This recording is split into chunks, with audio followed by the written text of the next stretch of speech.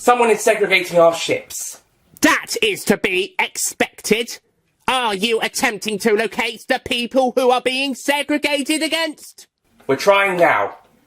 If we find them, what would you like us to do with them? Whoever the people who are being segregated against are enemies of the Daleks. All enemies of the Daleks must be exterminated. Exterminate them, exterminate them, exterminate them, exterminate them, exterminate them, exterminate them, exterminate them, exterminate them, exterminate them, exterminate them, wait, hang on.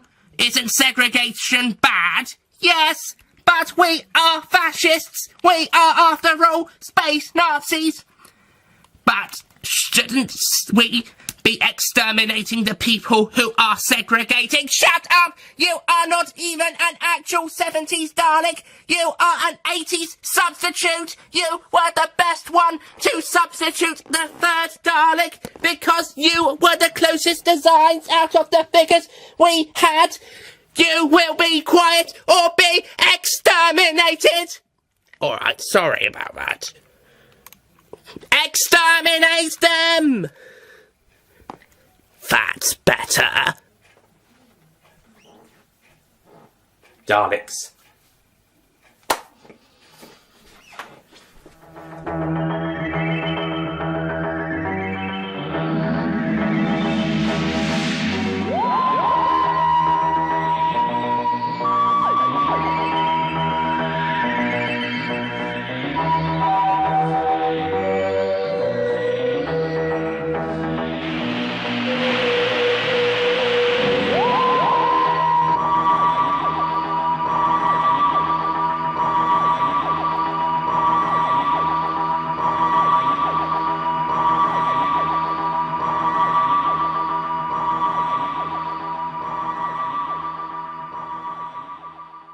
Hello ladies and gentlemen, Nick here and welcome to my review of Doctor Who The Mutants, the fourth story in Doctor Who Season 9, and as mentioned at the end of the previous story, this story sort of represents the apartheid in the UK, but in space.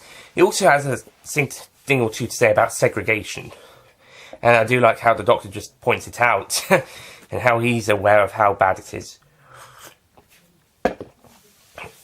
The plot of The Mutants is that there's this planet, Solos, is going to get independence. However, this, not governor, I think it's the commander, I'm not quite sure. But, let's say, the commander, that might not be his name, but he just wants to keep his job, basically, and eventually, start a new human empire on the planet. And he just tries to sabotage every single little thing. He sabotages the death of the guy who's going to give the planet independence, and he's trying to make an examiner look like he's the one who's in the right. And he's a very big prick. He's a very big bastard. And it's just trying to get rid of everybody who's opposing him. I know that's not particularly special, but trust me, when we have to see this guy so much on screen, he takes up a lot of screen time. He's not even one of the best villains, but he just takes up so much screen time. And even when the team are trying to show that he's the baddie at the end, the examiner eventually sides with him when a mutant makes an appearance, because the plot required it for some reason.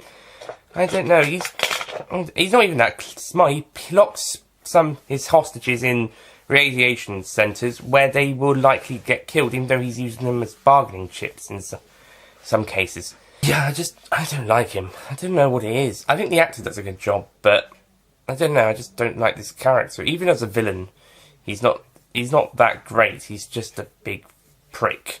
And I'm just not really worried about this story. I don't find it that interesting, besides the Time Lord box bit needing to be given to Kai, I believe his name is.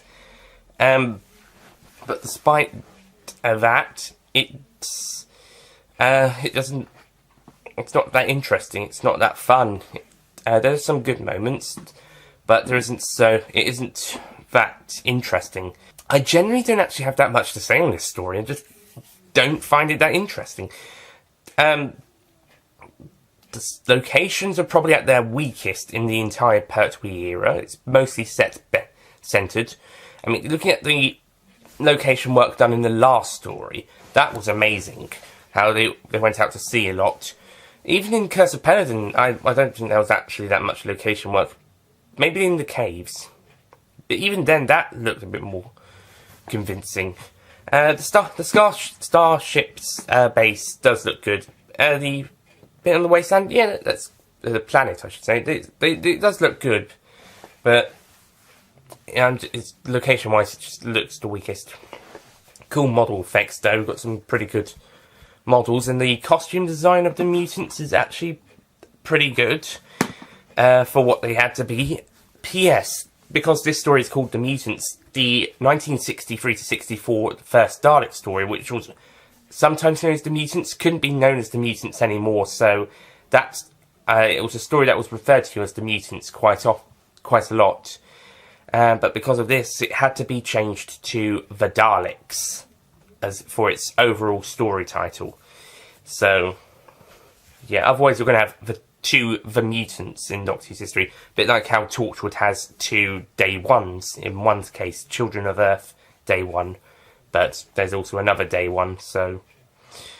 Yeah, well, with that one, they managed to rectify it a little bit with having Children of Earth at the front of the Day 1, of the Series 3 one. And with the Daleks, it was rectified to become the Daleks. Characters, besides that cunt, we got 2 guards who actually turn out to be pretty fun characters, and they eventually joined the Doctor's side, and they're pretty fun. I will say that Cotton, being given the name of a black guy, yeah, again, like with Man with Golden Gun, some of the names, they might be a little bit insensitive, knowing the people you're giving those names to and who you've cast in those roles. Cotton is a good character, and the actor does a good job, as does Serges, I think he is. It's a shame he dies, especially as he mentions he has a family. So that's sad. We've also got this other guy, this warrior person who is transforming into a mutant. I think he dies. He gets sucked. Yeah, he does die. He gets sucked out of the ship. He was alright for a little bit, but then he just became pointless. And there's this Professor Strogwell. I think he's good. I'm glad he makes it to the end and he helps out. And there's this other scientist who's causing problems, partially unintentionally. He's okay. Has he got some sort of accent? They do this with some of the characters. They have these accents that try to make them sound international, but I'm not sure where they're coming from. Stogwell might have one as well, but I'm not certain. And that's really all I can say. Kaiser is also pretty good. Jo's alright in this story. She's not whining, complaining as much as in Colony in Space. In fact, she's pretty determined to go with the Doctor this time round. So that's a nice little change. And the idea of the box is pretty good. And the Doctor's also a pretty good character in this story as well. But on the whole, I'm just not really that worried about the story. I mean, I'm interested in seeing the mutants and the people of Solos get independence. But as a whole, the story just isn't that interesting for me. It's not really that fun. And I was just getting a bit tired of it. It got a bit better around the middle and had a decent ending. But on the whole, it wasn't amazing. The revealments about the cycle was interesting, I'll give them that. But despite some other bits of planet history and lore, not lore as in this is the lore. I mean lore as in what they're about and all that. But despite some good stuff, it's just not that fun, it's not that interesting. So, I'm sorry to say this, but The Mutants, I'm going to give it a 6 out of 10.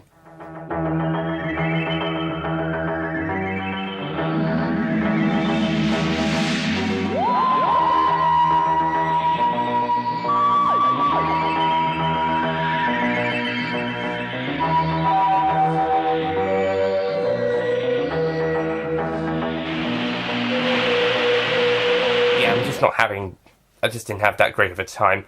Bob Baker and Dave Martin aren't having the best of luck, are they? I mean, they did Claws of Axos, which some people like, some people don't, and some people like me are kind of in the middle. And then we got this, which I don't think that many people like. I don't think it's one of the ones that people hate, but I think it's one of the ones that people just forget about. Thankfully, these guys would redeem themselves with their next story, The Three Doctors, which is in 2 stories' time. So this is basically the space pirates of them. They're space pirates, except not as bad, by a long shot. Because they've written a pretty decent, but not amazing story. Then they do a weak story. Not as bad as Space Pirates, of course. And then they'll come back with a great story. One that won't be as good as Spearhead from Space, either, but still. But there's one in between, and yeah, next time we'll be looking at the Time Monster. And I'm happy to say the Master is back, because I think if the Master was in this story, I think I would have had a bit more fun. How he would have been able to be in this story, I don't know. I don't know if it would have worked. And the Doctor is sent on the mission by the Time Lords again. For some reason, they're getting there. They want events taking place as they want them in this story. And Curse of Paladin, we don't actually see their reasonings for. We saw a scene in Colony in Space, but we don't see a scene in this story. The good news for Bob Baker and Dave Martin is that they'll get to write the Time Lords in the Three Doctors. Not too good news for Brian Hales. He won't be writing the Time Lords again, ever. So anyway, that's it from the Mutants. Thank you for watching. Next time, the Time Monster. And I'll see you guys next time. Goodbye.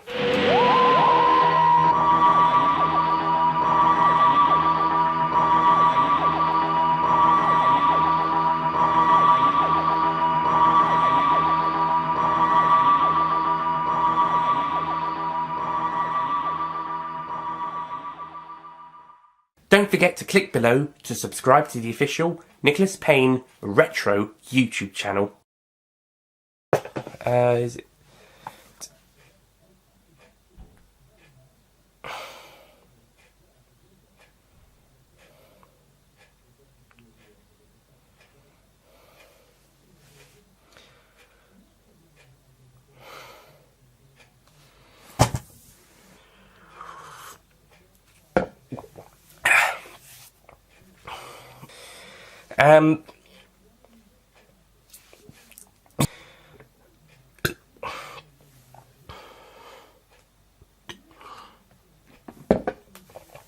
I can't,